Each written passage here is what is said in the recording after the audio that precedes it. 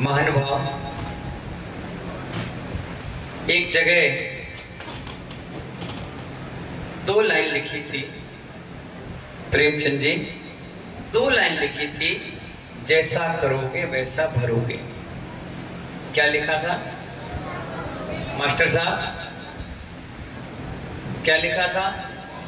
जैसा करोगे वैसा भरोगे, जैसा बीज लगाओगे वैसा फल पाओगे। क्या करा? एक माँ अपने बच्चे को 2-3 चांटे लगाकर डांट रही थी।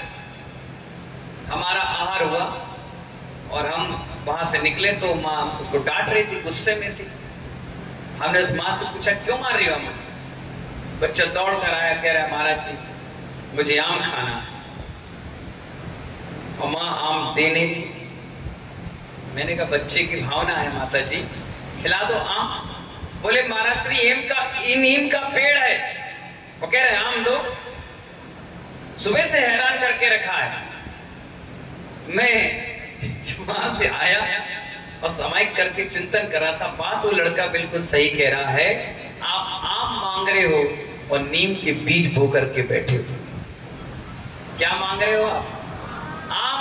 आ जाओ, मीठे मीठे आम आए। और करवा नीम का पेड़ लगाया है। जब आम के बीज लगाओगे तभी तो फल आम के मिलेंगे। नीम के बोगे डबरा वालो तो नीम के मिलेंगे। मैंने उस माँ को समझाया, मैंने कोई बात नहीं, अब इसने तो नीम का बोया था, नीम का पेड़ है, ये तो अनजान में कर रहा है, तुम तो जानकार हो, बाजार से लाकर खिला दो। बोले सीजन ही नहीं, कहां से लाए? सीजन ही नहीं है, कहां से लाए और खिला दें? मैंने कहा जिस चीज का सीजन है उसको खिला दो। कह दो बेटा बाजार में अभी चीज मिल नहीं रही है, जब मिल जाएगी तो दे दें।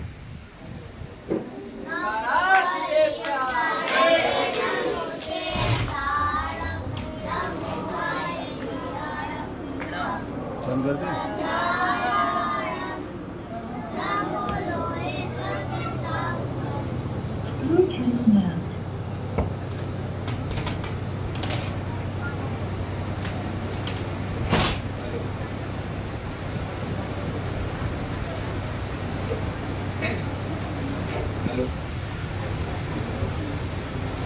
हेलो। तो महानुभाव, उसने माँ ने कहा सीजन ही नहीं है।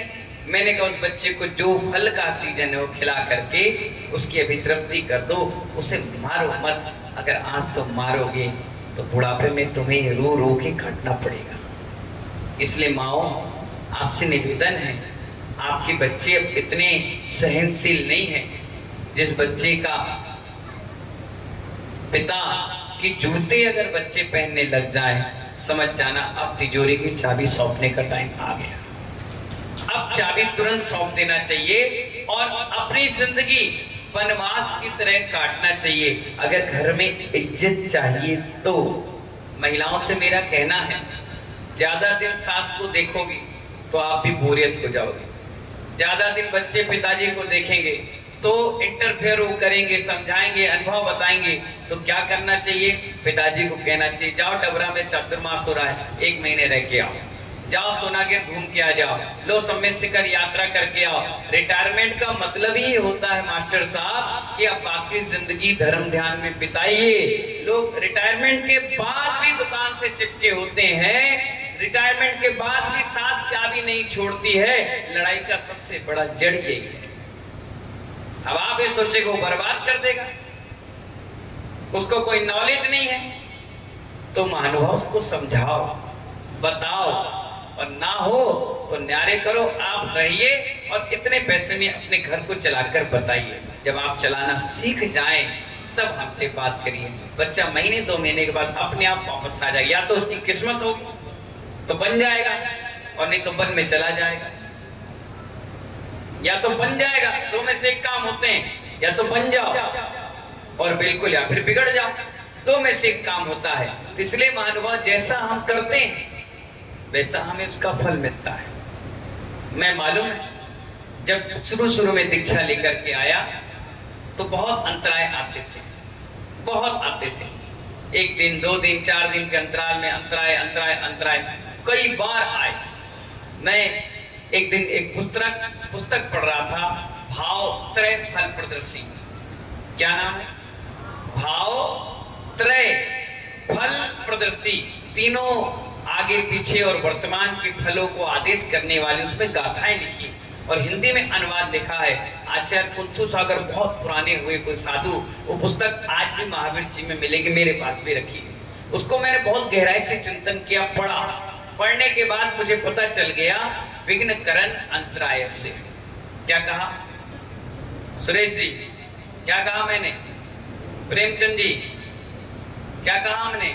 विनोद जी, अध्यक्ष जी, विघ्न करण मंत्राय से। अगर आप किसी के काम में विघ्न करोगे तो तुम्हारे काम में नियम से अंतराय आएगा। मैं क्या करता था मालूम है आपको? बताओ, पूछो,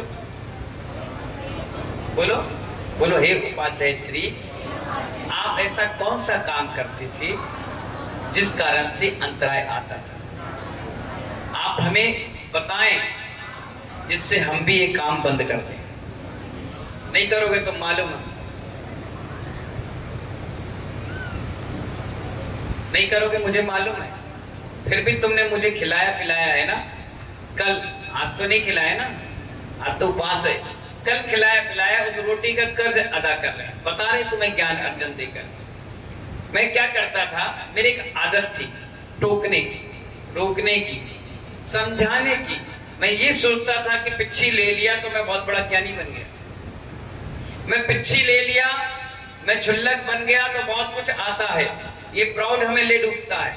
हमें कुछ नहीं आता। जिस दिन तुमने मन बना लिया उस दिन बहुत कुछ सीख कर चले जाओगे। जिस दिन तुमने ये सोच लिया कि मुझे कुछ नहीं आता, मैं कुछ जानता ही नहीं, मुझे कोई मालूम ही नहीं है, तो हर व्यक्ति तुम्हारे को सिखाने की इच्छा रखेगा। और जिस दिन तुमने कह दिया मुझे सब आता है तो कह रहे कर लो, कर लो अपने हाथ से।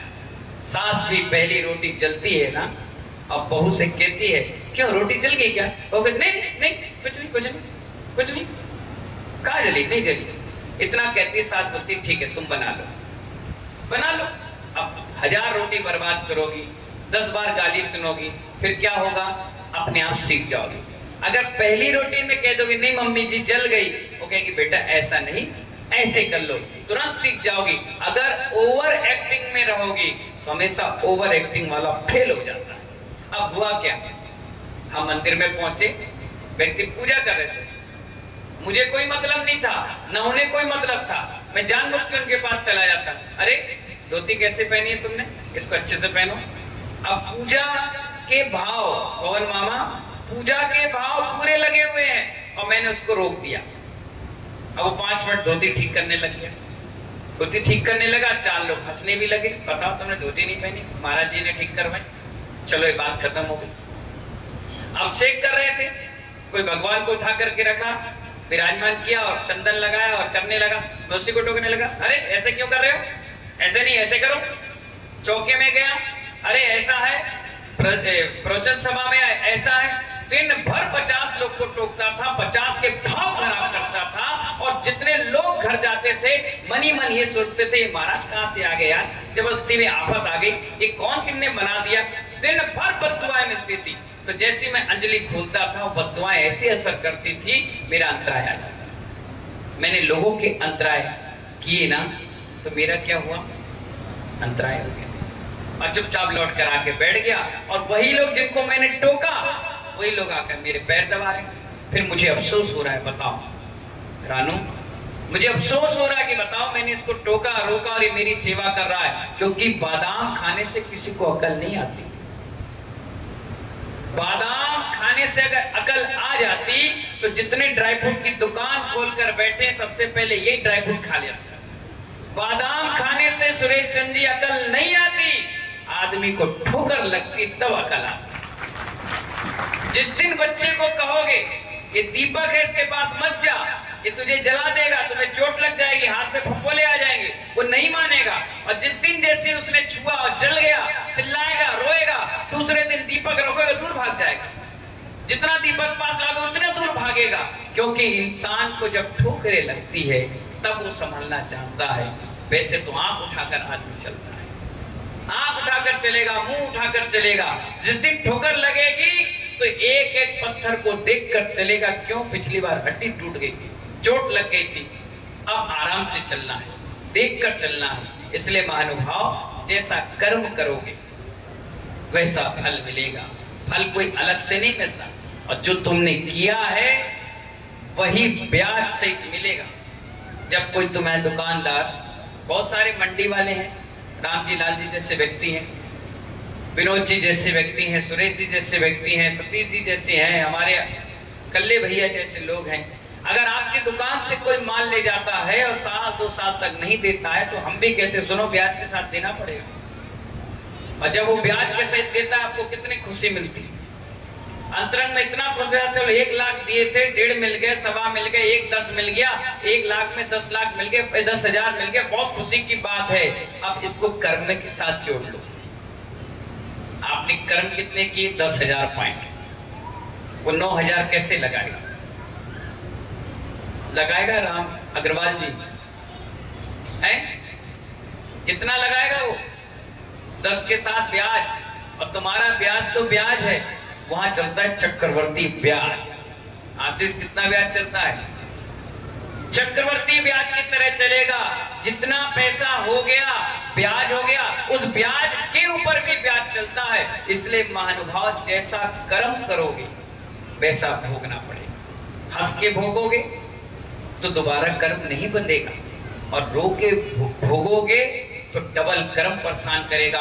यह भाव तो नाश होगा ही होगा, आने वाले भाव भी नाश हो जाएंगे। इसलिए भाव त्रय फल प्रदर्शी नाम की पुस्तक जरूर पढ़ लेना, इससे आपको क्षमता आएगी, अंदर से आत्मविश्वास जागेगा। एक बार एक मुनिराज सामायिक कर रहे थे। क्या कर रहे थे? सामायिक जानते हो क्या होता है? समता, आकुल व्याकुल परिणाम ना बनना, उसका नाम क्या होता है? सामायिक, निसल्लो वृत्ति। सामायिक करते और अचानक सांप आ गया और इस गले में जाकर के लपेट कर बैठ गया। वो एक लड़के ने जब उनको देखा कि महाराज के ऊपर बहुत मोटा सांप आ गया है, वो दौड़ कर गया 10-50 लोगों को बताने। जब तक वो सांप भी चला गया और महाराज की सामायिक भी हो गई। वो आकर के मुनिराज से कहता है, मुनिराज जी वो सांप था, कहाँ चला गया? आपको डर नहीं लगा? मुनिराज ने कहा कि अगर मैंने उसका कुछ बिगाड़ा होगा तभी तो वो मेरा बिगाड़ेगा। मैंने अगर उसका कुछ बिगाड़ा होगा तब वो मेरा कुछ बिगाड़ेगा। मैंने कुछ नहीं बिगाड़ा, इसलिए उसने भी मेरा कुछ नहीं बिगाड़ा। और कहाँ चला गया सांप? बोले अपने घर चला गया और अपनी सामायिक हो गई। बोले आपको डर बिल्कुल नहीं लगा? बोले क्यों लगेगा, वो भी जानवर भी हमसे डरते हैं, जानवर भी हमसे डरते हैं। उसे फुकारते या दहाड़ते इसलिए है कि तुम कहीं उसको चोट ना पहचानो, कहीं आप उसका घात ना कर दो। क्योंकि प्राणी मात्र के प्रति करुणा होती है, तभी हमारे जीवन में कोई विघ्न नहीं आते हैं। कई बार देखना, सांप आ जाते हैं, गाय बैठ जाती है, बकरी आ जाती है, कभी शेर भी आ जाते हैं, कभी बंदर आकर बैठ जाते हैं, और उनको भी प्यार से समझाओ, बुझाओ, पुचकारो तो वो भी अपने प्यार से साथ चुपचाप चले जाते हैं, किसी को परेशान नहीं करते। आज महानुभाव 14 का दिन है। आज 14 का दिन अपने आप में बड़ा पवित्र दिन है। पूरे वर्ल्ड में जो भी जैन व्यक्ति होगा, जो भी श्वेतांबर जैन होगा, अन्य मत के भी लोग होंगे, आज के दिन बड़ी हिंसा से बचते हैं। अरे आज के दिन किसी को कुछ गलत भी नहीं बोलते, मौन रहते हैं। जितना समय होता है प्रतिक्रमण स्वाध्याय में निकालते हैं। श्वेतांबर समाज में प्रतिक्रमण का बड़ा महत्व है। वहां घंटे घंटे, 1-1 घंटे सामायिक और प्रतिक्रमण करते हैं। उनके एक सिस्टम बनाया गया है कि जो जितनी सामायिक और प्रतिक्रमण करेगा उतनी जल्दी वो मोक्ष और वैकुंठ जाएगा। बहुत सामायिक की जाती है, बहुत प्रतिक्रमण किया जाता है। उनको मालूम है कि अनादि से हमने बहुत सारे ऐसे हंसी मजाक में कर्मों का पुलिंदा बांध रखा है, जिस कारण हमारी कमर झुकी जा रही है। कर्म के भार से हम कुछ झुके चले जा रहे हैं, उठने का कभी नाम नहीं ले रहे। इसलिए आचार्य कहते हैं उठने का प्रयास करो, कुछ हल्कापन लाओ। जितना ज्यादा क्षमा याचना के साथ कार्य अपन आगे बढ़ाएंगे उतनी जल्दी आगे बढ़ते चले जाएंगे। अगर 50 किलो का वजन लगा करके शिखर जी की यात्रा में जाओगे तो आधी यात्रा में पूरा सामान आपको उतारना पड़ेगा। क्यों? क्योंकि जितना वजन शरीर का उतना वजन सामान तुम चढ़ ही नहीं पाओगे, तुम्हें बड़ा अटपटा सा लगेगा। और जैसे सामान उतार दोगे आपको ऐसा लगेगा कि शर्ट भी उतार दो, अब पेंट भी खोल दो, एक कच्छा में एक तौलिया में धीरे धीरे पूरी यात्रा कर लो, और जब नीचे उतरते हो तो कहते हो भैया ये चावल भी हमें बड़ा भारी लग रहा था, इस शर्ट भी बड़ा अटपटा लग रहा था। ऐसे ही महानुभाव जब मोक्ष के राह पर हम लोग बढ़ते हैं तो ये केस लोच, ये शरीर, ये खाना पीना सब अटपटा लगने लगता है कि कितनी जल्दी छोड़ दिया जाए और जल्द से जल्द हम मोक्ष हो जाए। ऐसी त्रिलोकीनाथ तीर्थंकर भगवान है, जब योग निरोध करते हैं तो अपने पूरे आंध्र प्रदेश को 3 लोक में विस्तार बना देते हैं और सोचते हैं कि जितनी जल्दी कर्मों की निर्जरा हो जाए उतनी जल्दी हमें मोक्ष हो जाए। तो महानुभाव आज का दिन हमसे कह रहा है कि विघ्नकरण मंत्राय से किसी के काम में टोकना और रोकना नहीं चाहिए। कौन क्या कर रहा है उसकी जिंदगी, उसको जैसा पसंद है वैसा करिए। अगर आपको समझाने का शौक उठ रहा है तो जब वो कार्य को पूर्ण कर ले उसके बाद आराम से उसको समझाओ, इससे उसके भी भाव खराब नहीं होंगे। और पूछ लो, एक बात बोलनी है, पूछे क्या, सामने वाला कहेगा मोस्ट वेलकम, कर लीजिए, तुरंत कर लीजिए, नहीं तो उससे करिए कि आप पूजा कर लीजिए, आप आहार दे लीजिए, आप अभिषेक कर लीजिए, फिर आपको आराम से मैं समझाऊंगा। कभी भी भगवान के सामने तेज आवाज से बात, कभी भी भगवान के सामने तेज आवाज में बात मत करना। कभी भी गुरुओं के सामने कभी किसी को नीचा दिखाने का प्रयास नहीं करना। कभी भी जिनवाणी के सामने अपशब्दों का प्रयोग नहीं करना। मैंने अच्छे लोगों को देखा है, 100 से ज्यादा संलेखना और 22 से ज्यादा समाधियों में सहयोगी बना हूं। मैंने बड़ी नजदीकी से लोगों को देखा है, मुख से आवाज चली जाती है,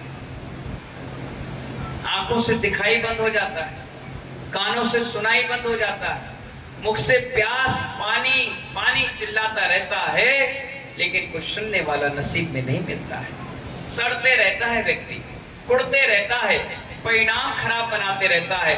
लोगों ने पूछा इतने वर्ष पूजा पाठ अभिषेक करने के बाद इसकी हालत ऐसी क्यों हुई? क्योंकि दुनिया में लोग बहुत प्रकार के होते हैं, मैनी मैन मैनी माइंड के होते हैं। जैसा आपने सोच बनाया है ऐसा आपके लास्ट में सोच बन जाती है। क्योंकि एक ना एक दिन एक अगर अंक पे घड़ी की सुई है तो लौटकर 12 घंटे में एक पर ही आती है। अगर 12 पे सुई है तो लौटकर 12 बजे टाइम पर एक टाइम सही बताती है। जैसा हमने आज अपना विचारधारा बना ली, ये लौटकर अंत समय में हमसे आकर टकराती है। अगर अभी से हम लोग ने सामायिक प्रतिक्रमण जाप अनुष्ठान त्याग तपस्या उपवास संलेखना समाधि की भावना भाई है महानुभाव, तो अंत समय में ये वापस लौट कर आएगी। और आज से हमने निंदा ग्राह दुनिया भर के पंचायत में लगे रहे तो ये पंचायत लास्ट समय तक तुम्हारे प्राण छोड़ने तक पीछा नहीं छोड़ेगी, बिल्कुल नहीं छोड़ेगी। एक बाबा जी थे, दिन भर 9-2 11-11-9 में लगे थे। जब अंत समय आया 4 बच्चे उनके थे,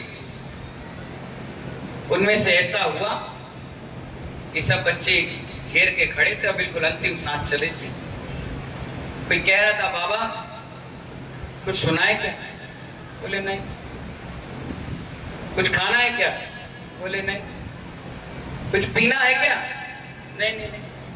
कहीं कुछ दान पुण्य करना है क्या? बोले कुछ नहीं। बोले सुनो, चारों बच्चे एकदम मुंह लगा के सुनने लगे। हो सकता है कोई प्रॉपर्टी वगैरह दे लो, कुछ दबा के रखा बुढ़ा आदमी, कान लगा। बोलो बाबा। बोले चारों यहाँ हो तो दुकान में कौन है?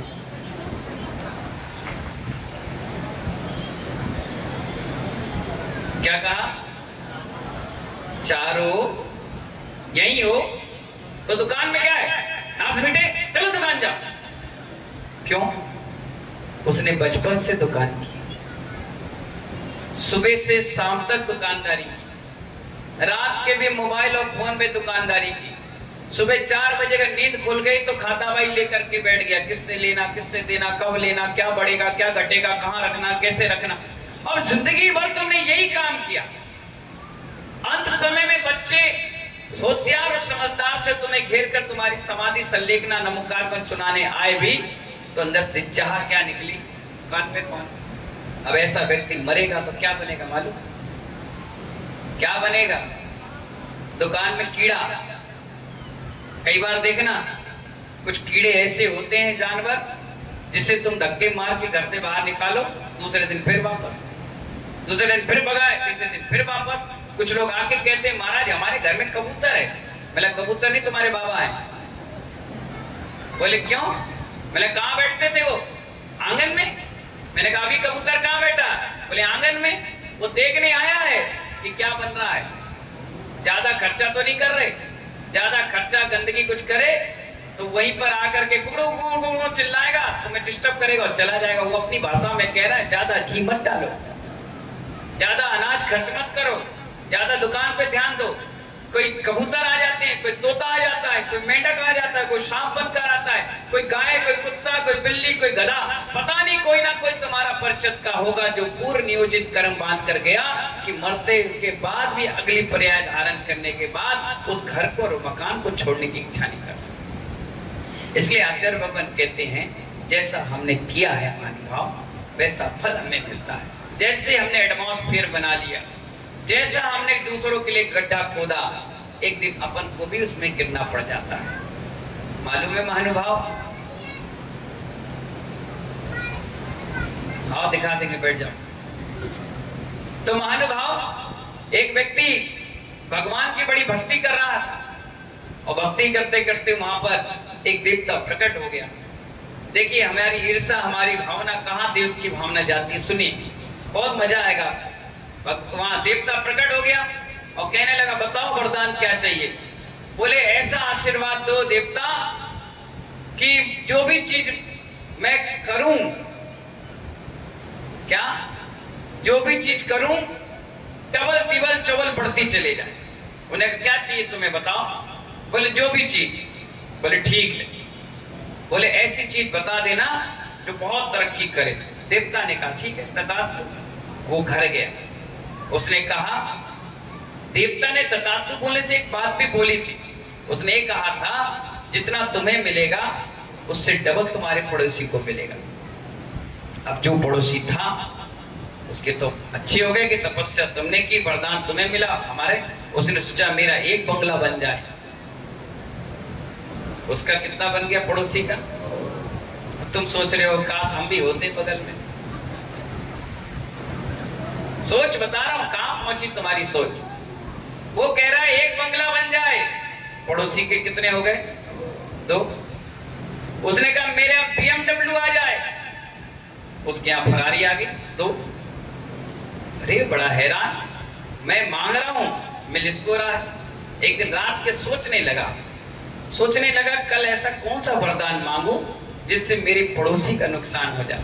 उसने कहा मेरी एक आंख फूट जाए। अब आप सोचिए आदमी की सोच कहां जाती है। अरे भैया भला हो रहा है तेरा तो उसका भी हो गया, उसमें तुझे क्या दिक्कत, तुझे क्या प्रॉब्लम? अब तूने एक आंख तो फोड़वा ली अपनी और दूसरी आंख से उसको देख रहा है कि दोनों फूटी कि नहीं फूटी। जब दोनों फूट गई तो अंतरंग में इतना आनंद आया, ओ मुझे कितनी खुशी मिल रही है कि रायता ना मैं खाया ना खाने दिया, बगरा दिया, मजा आ गया। अरे भैया वो भी फूटा कहलाएगा और तू भी फूटा कहलाएगा। वो तो अंधे की श्रेणी में आएगा और तू एक आंख का अंधा कहलाएगा। कोई सुबह सुबह तुझे देख ले तो कहेगा अपशगुन आ गया है, सगुन नहीं हुआ। इसलिए महानुभाव ईर्षा की भावना जिंदगी में नहीं आना चाहिए। कॉम्पिटिटर की भावना कभी जिंदगी में नहीं आना चाहिए। कॉम्पिटिटर करना हो तो साधना के क्षेत्र में करो, प्रभावना के क्षेत्र में करो, अपने गुणों के क्षेत्र में करो कि तुम मुनि बने तो हम भगवान बनेंगे, तुम श्रावक बने तो हम प्रतिमाधारी बनेंगे, तुमने आलू का त्याग किया हमें रात्रि भोजन त्याग किया, तुमने एक ग्रंथ कंप्लीट किया मैं 2 करूंगा, तुमने 100 माला फेरी मैं 1000 फेरूंगा। ये कंपटीशन करो।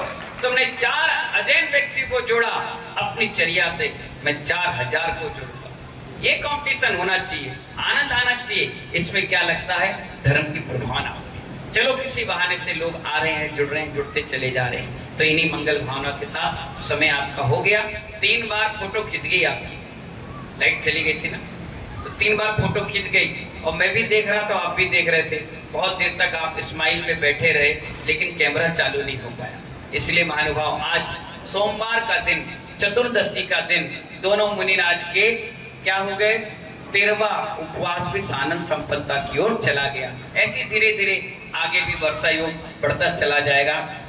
सबकी शुभकामनाएं, सबकी दुआओं और उसके साथ ये वर्षा योग आगे बढ़ता चला जा रहा है। इन्हीं मंगल भावना के साथ जय बोले महावीर भगवान की।